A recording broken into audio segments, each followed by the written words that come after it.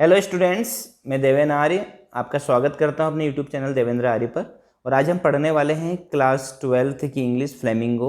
उसमें जो हमने फर्स्ट पोइम पढ़ी है माई मदर एट 66, उसके क्वेश्चन एंड आंसर हम करने वाले इस वीडियो में।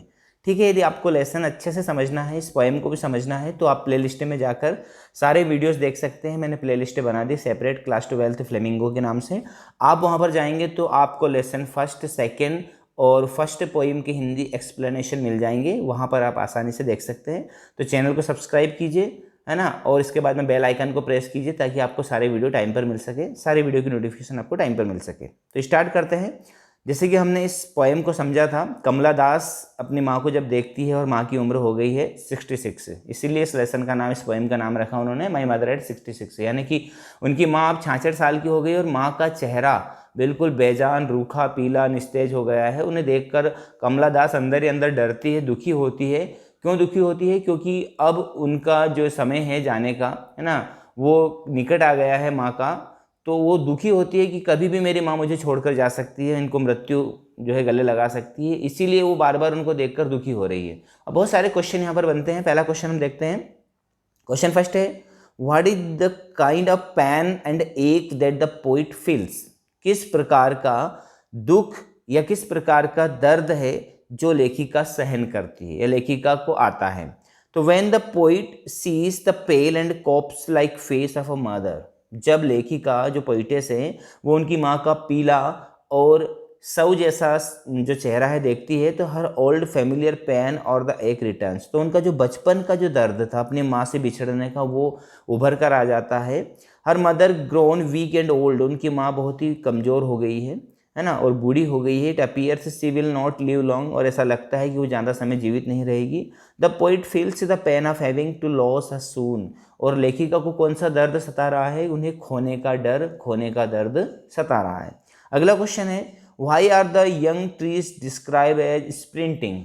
जो पौधे हैं वो स्प्रिंटिंग क्यों बताएगी? स्प्रिंटिंग का अर्थ होता है दौड़ते हुए, भागते, जबकि पौधे तो स्थिर होते हुए, ऐसा क्यों कहा गया है?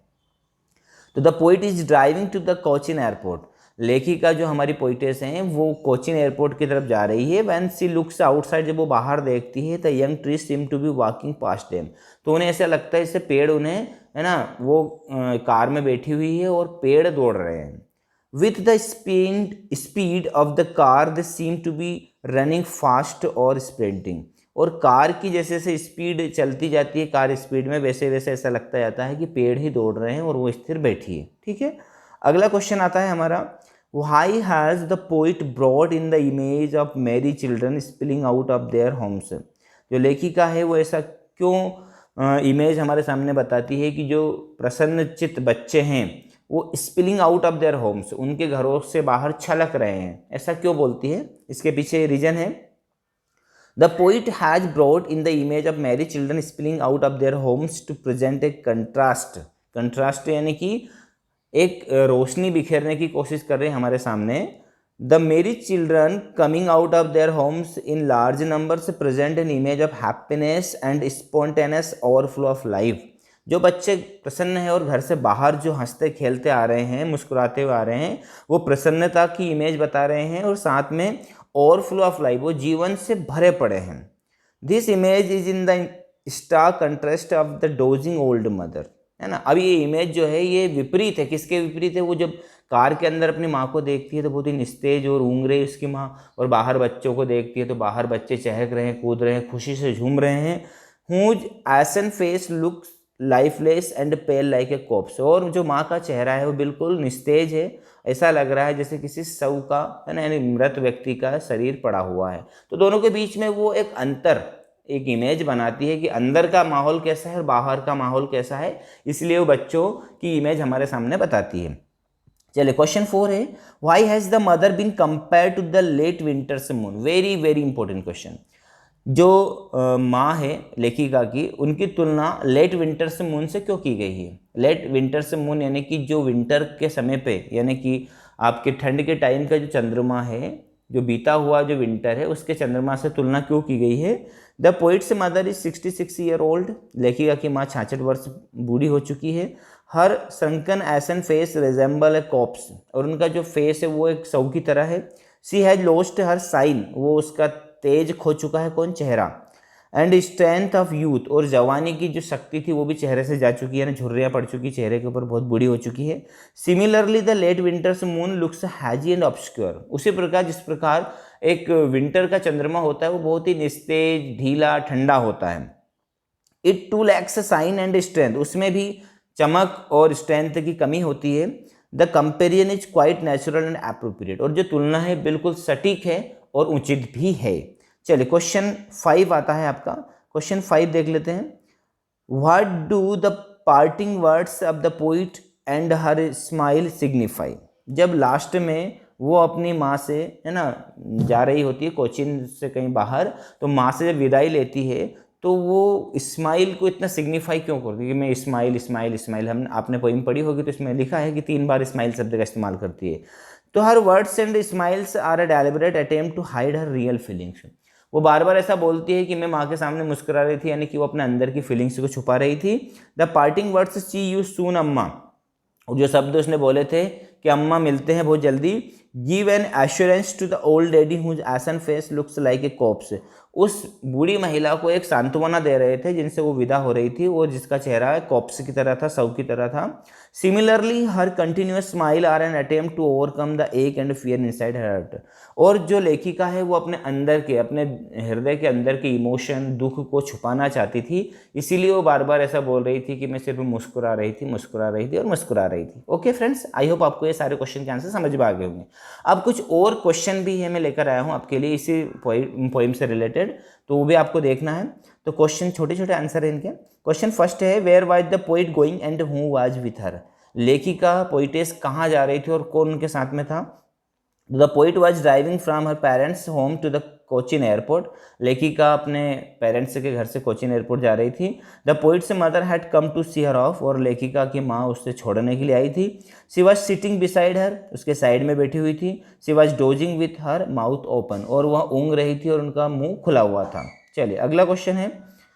क्वेश्चन सेकंड है, what was the poets childhood fear, all India 2014, यानी कि 2014 में आया था कि जो पोइट का चाइल्डहुड फियर था, यानी जो बचपन का डर था, वो कौन सा डर था उसे। तो the child is always in fear, तो जो बच्ची है, जो पोइटेस है, वो या कोई भी बच्चा होता है वो हमेशा डरा हुआ रहता है। Of being separate from his parents, अपने माता पिता से जुदा होने का डर हमेशा एक बच्चे को होता है। इन द सेम वे, और उसी तरह से the poet's fear as a child was that of losing her mother और हर कंपनी, लेखिका को भी डर था अपनी माँ से जुदा होने का, अपनी माँ से बिछड़ने का डर था। जो बचपन में डर था वही डर उसे इस समय उभर कर आ गया था।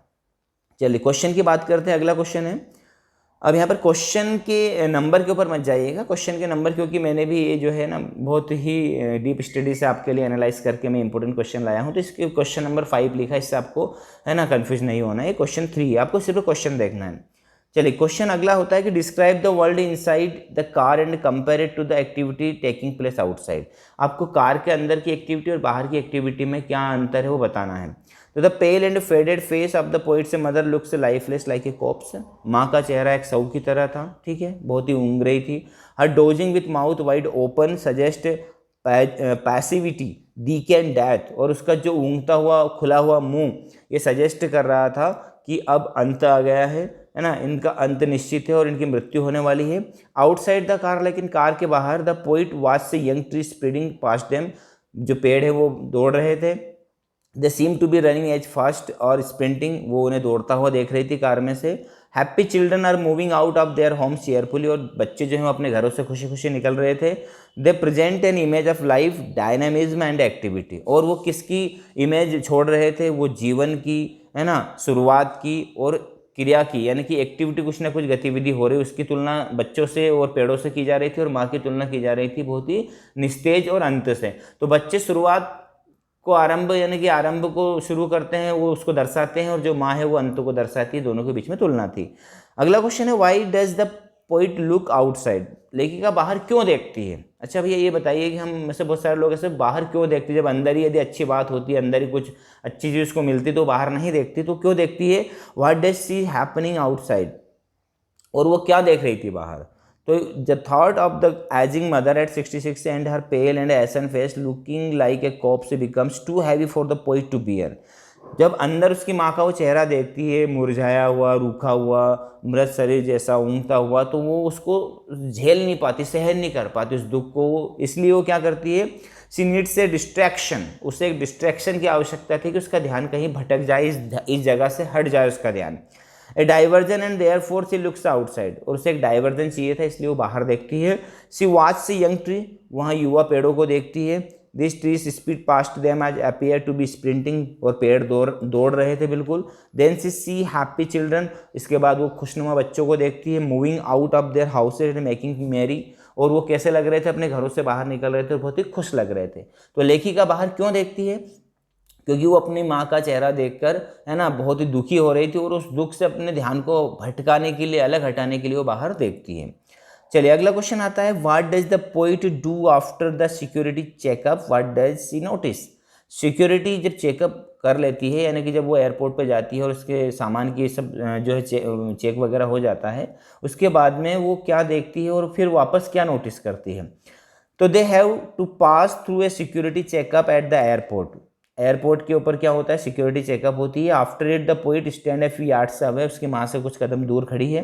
Before saying parting words to her mother she looks at her mother again, वापस अपनी माँ को ऐसा बोलती है कि सी यू सून अम्मा, और अपनी माँ को दोबारा देखती है।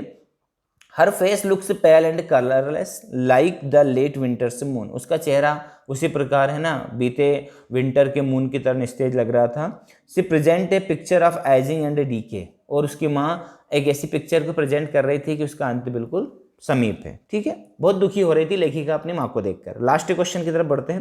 लास्ट क्वेश्चन है, how does Kamala Das try to put away the thought of her ageing mother.